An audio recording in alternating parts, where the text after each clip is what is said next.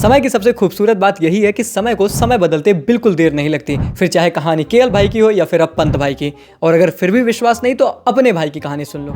अब आपके मन में भी ये सवाल आ रहा होगा कि भाई अचानक से ये दूसरे चैनल पर मेन वीडियोस क्यों आ रही हैं। उसके पीछे का कारण ये है कि यार थोड़ा सा लोचा हो रखा है, जिसकी वजह से हम कुछ दिन यूट्यूब पर मेन चैनल पर वीडियोस अपलोड नहीं कर सकते। अब क्या है कैसा है ज़्यादा डिटेल में नहीं जाऊँगा, बस इतना जान लो कि एक समय पर तो बहुत ज़्यादा हार्ट ब्रोकन था, लग रहा था कि यार वीडियो करने का मन ही नहीं है। फिर जहन में एक बात आती है कि यार मेरे को अगर 10 लोग भी देखते हैं तो वो 10 लोग हर दिन उम्मीद करते हैं कि मैं उनके लिए कुछ वीडियोस लाऊंगा, उनको हंसाऊंगा, और अगर वो काम मैं नहीं कर पा रहा तो मैं उनको डिसअपॉइंट करूंगा, और वो मैं कभी नहीं कर सकता। तो अगले कुछ दिनों के लिए यही हमारा आशियाना है और उम्मीद करता हूं कि आप सब लोगों को ये बात बताएंगे ताकि सब लोग हमसे जुड़ सकें और इस वीडियोस के आनंद उठा सकें। बाकी यार कहने को बहुत कुछ है, बहुत सारे इमोशंस हैं, पर मैं कहता हूं कि सब कुछ छोड़ो, काम पर आते हैं। क्योंकि वही बात है यार कि हंसते हुए चेहरे का मतलब ये नहीं होता कि मैनू कोई गम नहीं है। फिर चाहे मेरी बात ले लो या फिर गोयंका साहब की।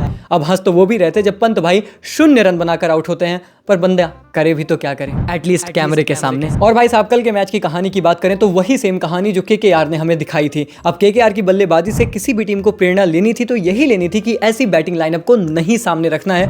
लखनऊ वाले ने बोला कि चलो वही करके देखते हैं, पूरे अपने बैटिंग लाइनअप की मां की आंख कर दी और इस मुकाबले के सरसों की साग कर दी। एक बात नोटिस करना, पिछला मुकाबला लखनऊ जीत कर आ रही थी और दिल्ली हार कर आ रही थी, फिर भी सबके लिए फेवरेट दिल्ली कैपिटल्स ही थी। और ये बताता है कि लखनऊ मुकाबले जीत तो रही है पर कन्विंसिंग विन हमें नजर नहीं आई, और इसीलिए शायद सबको पता था कि जब स्ट्रॉन्ग दिल्ली उनके सामने आएगी ये टीम लड़खड़ा जाएगी। खैर क्या कैसे हुआ, चलिए बात करते हैं। टॉस जीता दिल्ली ने और चेस करने का फैसला किया। हमें आपको सबको पता था कि भैया 180 के ऊपर बनाइए अगर इस मुकाबले में आप चांस चाहते हैं, क्योंकि पिच ऐसी है कि आसानी से चेज यहां पर होता है। अब होता क्या है दोस्तों कि लखनऊ शुरुआत तो बहुत अच्छी करती है। इनफैक्ट इनके ओपनर्स हमें बहुत अच्छे से याद है कि सीजन शुरू होने के पहले बात थी कि यार ओपनर्स पर ना भरोसा नहीं है, ये विदेशी साले किसी के सगे नहीं होते, पता नहीं चलेंगे नहीं चलेंगे। और सबसे बेहतर इनके ओपनर्स ने ही throughout the season consistency दिखाई है। इस मुकाबले में भी 10 ओवर में ये टीम पहुंच गई थी 87 पर और लग रहा था कि भाई 200 तो आराम से देखने को मिलेंगे, लेकिन अगले 10 ओवर में ये बनाते हैं मात्र 72 रन और लूज करते हैं 6 विकेटें।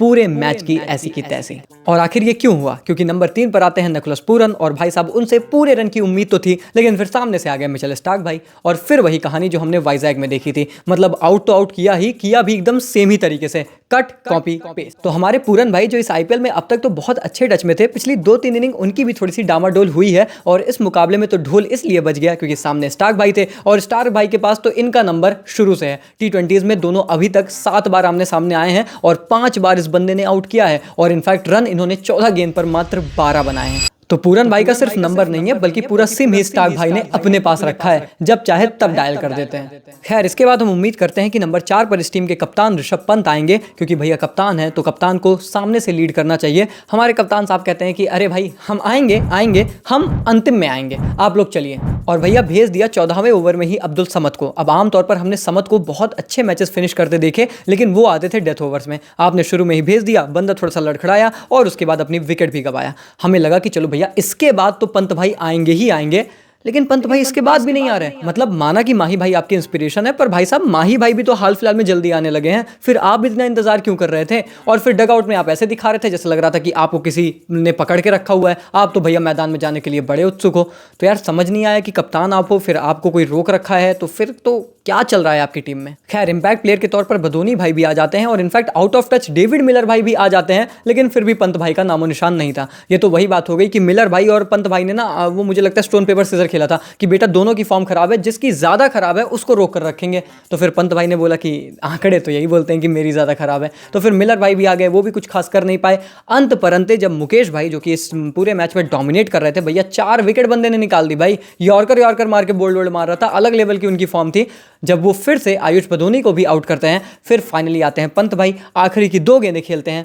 अब फिर से वही बात है, थाला के फैन है, सोचा था फिनिश कर जाऊंगा, फिनिशर्स ऑफ इन स्टाइल, लेकिन भैया 1 गेंद डॉट और दूसरी गेंद पर काम तमाम। तो भाई साहब लखनऊ का ना ये बैटिंग लाइनअप समझ में आया और ना ये स्कोर समझ में आया। अब डेफिनेटली ये स्कोर काफ़ी कम था, और जिसके जवाब में दिल्ली के तो विदेशी खिलाड़ियों को आने की ज़रूरत भी नहीं थी, हमारे लड़कों ने ही काम संभाल लिया। टॉप 4 बल्लेबाजों ने इतने रन इतने आराम से बना दिए कि भाई किसी को पता भी ना चले। अब शुरुआत में अभिषेक पुरल शायद अनकैप्ड खिलाड़ियों के तौर में सबसे ज़्यादा शाइनिंग स्टार रहे हैं, कंसिस्टेंटली परफॉर्म कर रहे हैं दिल्ली के लिए, और करुण नायर भाई ने भी थोड़ा सा क्विक कैमियो खेला। फिर राहुल भाई आते हैं, अक्षर भाई आते हैं, और दोनों नाबाद जाते हैं, मुकाबला दिल्ली को आसानी से जिता के जाते हैं। अब देखो यार राहुल भाई की व्यक्तिगत दुश्मनी थी तो उनका तो बदला लेना बनता ही था, और उन्होंने मंच भी कितना बेहतर चुना जब भैया सामने वाली टीम का जो कप्तान है उसके लिए ही केएल भाई को हटाया गया था। वो बंदा इन्हीं के खिलाफ दोनों मैचेस में शून्य बनाता है और ये बंदा आकर इसी मुकाबले में अर्धशतक बनाता है। पिछला मुकाबला खेले नहीं थे, इस मुकाबले में भैया पोएटिक जस्टिस इनको चाहिए था और इससे बेहतर तो काम कर ही नहीं सकते थे। अर्धशतकीय नाबाद पारी खेली और मुकाबला दिल वालों की दिल्ली को एक तरफा जिता दिया।